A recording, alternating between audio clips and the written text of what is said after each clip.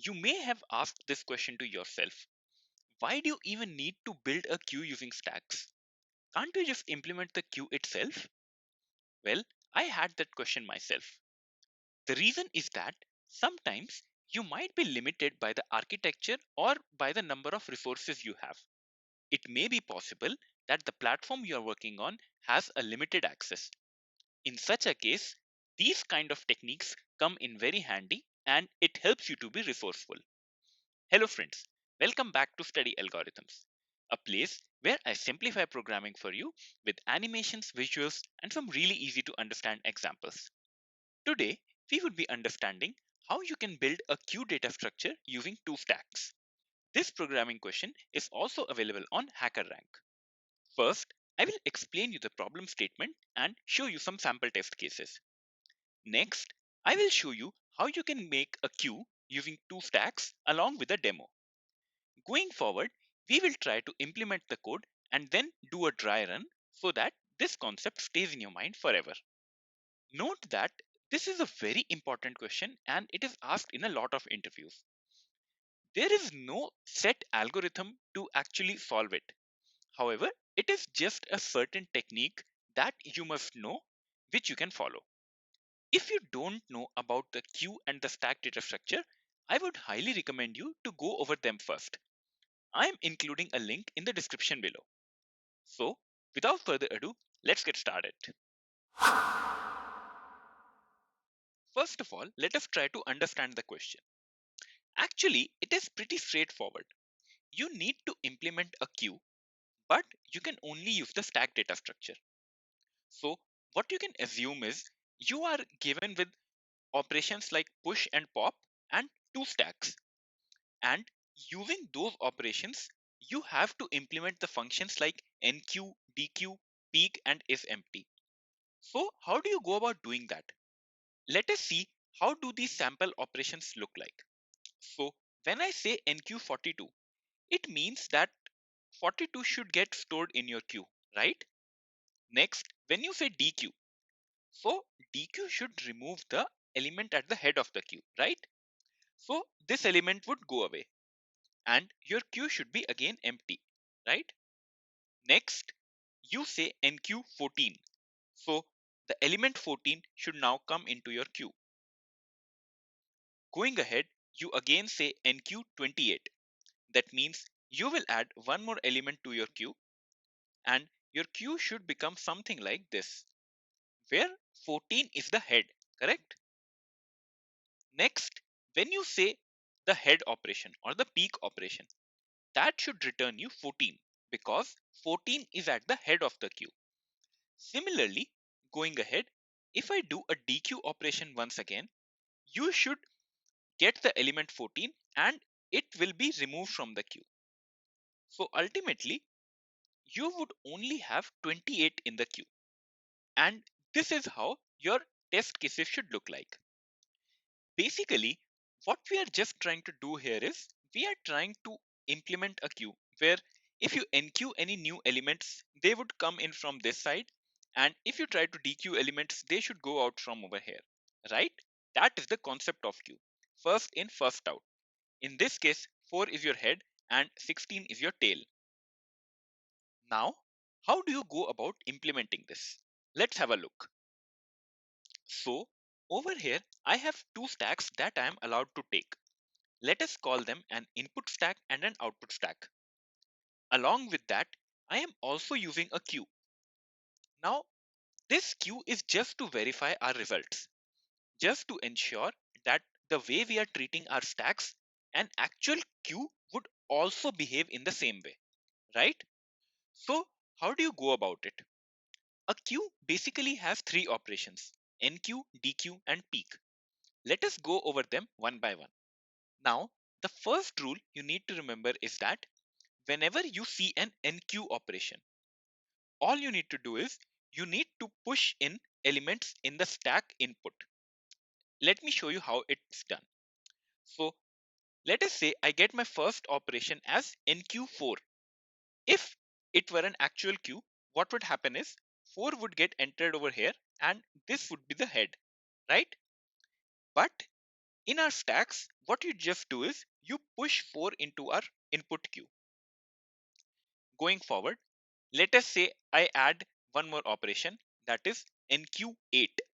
As soon as we do an NQ operation, in our actual queue, 8 would enter over here, right? And what I am saying is, in the input stack, just push 8 again.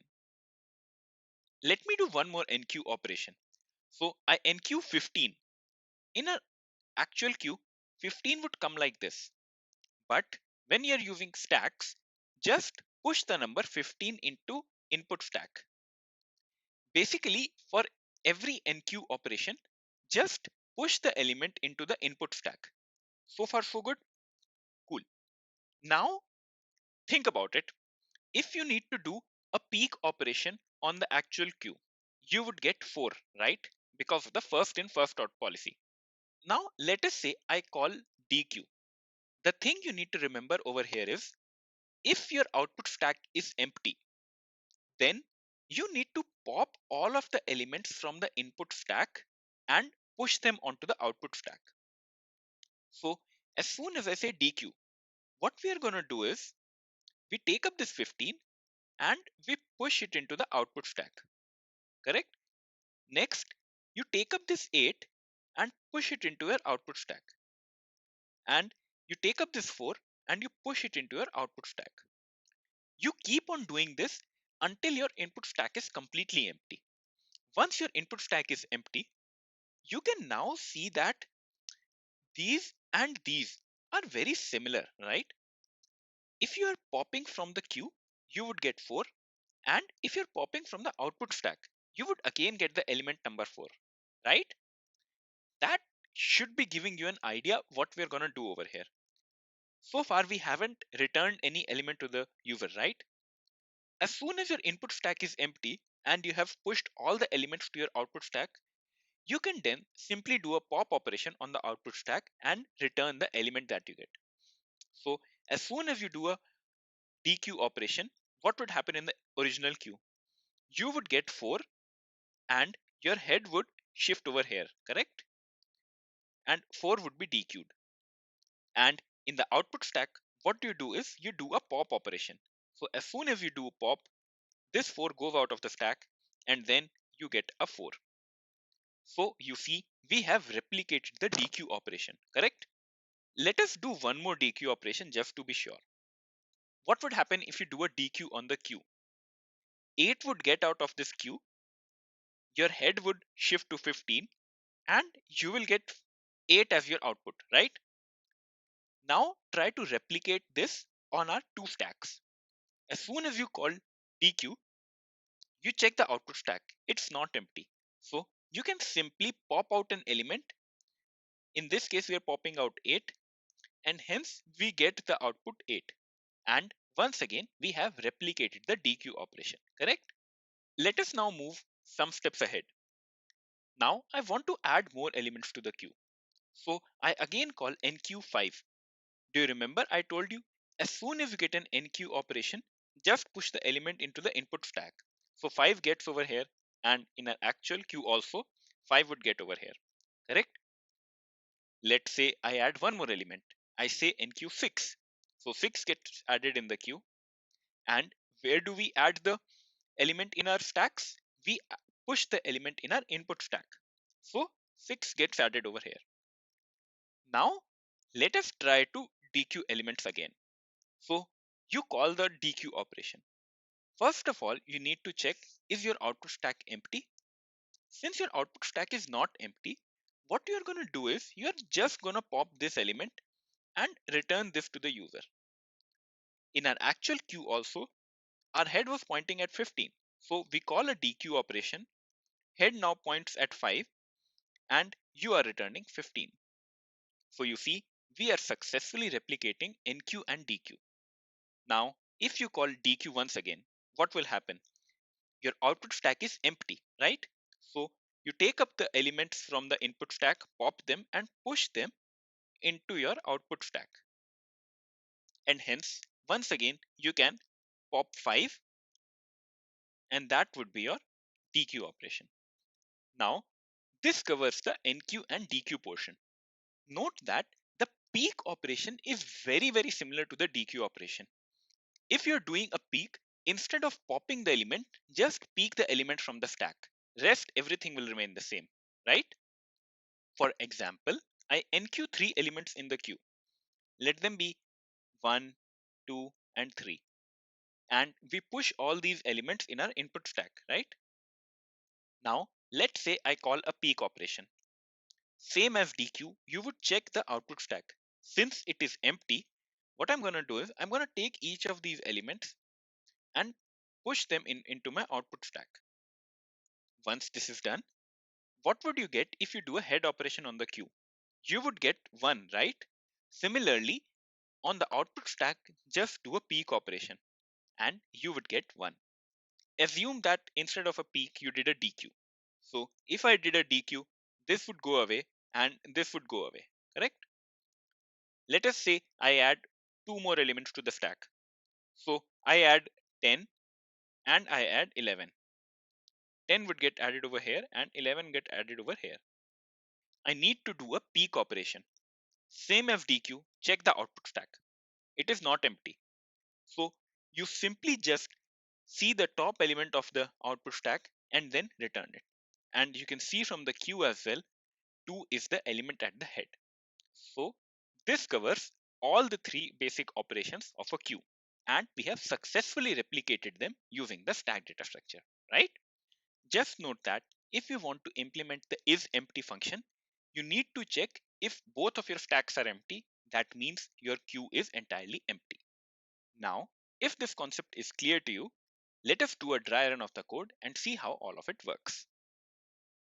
So, on the left side of your screen, you have the actual code to implement this queue using 2 stacks. And on the right, we will see how it is done. So, in the beginning, what we do is we create 2 stacks, an input stack and an output stack.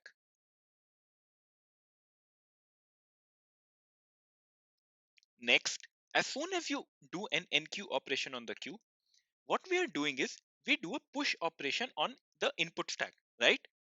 Let us say I did 3 NQ operations. So I NQ'd the elements 4, 8, and 15. So this takes care of the NQ part, right? For every NQ operation, you just push an element in the input stack, right? Now, for the DQ operation, what do we do? In the first line, we do a peak because, as you remember, the peak operation is very similar to DQ. You just need to remove the element if it's a DQ, and if it's a peak, you just need to read what the value is. So now let us see how the peak operation looks like. If you see, in the first line, we check if the output stack is empty. If this output stack is empty, what we're going to do is we're going to run a while loop that will push all the elements of the input stack until this input stack is completely empty. So after this while loop completes, what will happen is 15 would be popped from the input stack and it would be pushed into the output stack, right? Similarly, 8 would also be popped from the input stack and pushed to the output stack.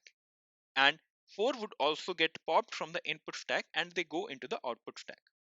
Once this operation is complete, what do? You simply do an output.peak, and that means we are referring to this element in our output stack, right? So we successfully did the peak operation. Now, if you want to do a DQ, just remove this element, or if it's a peak operation, just read it and return it to the user, right? So this is how we cover all the 3 operations NQ, DQ, and peak.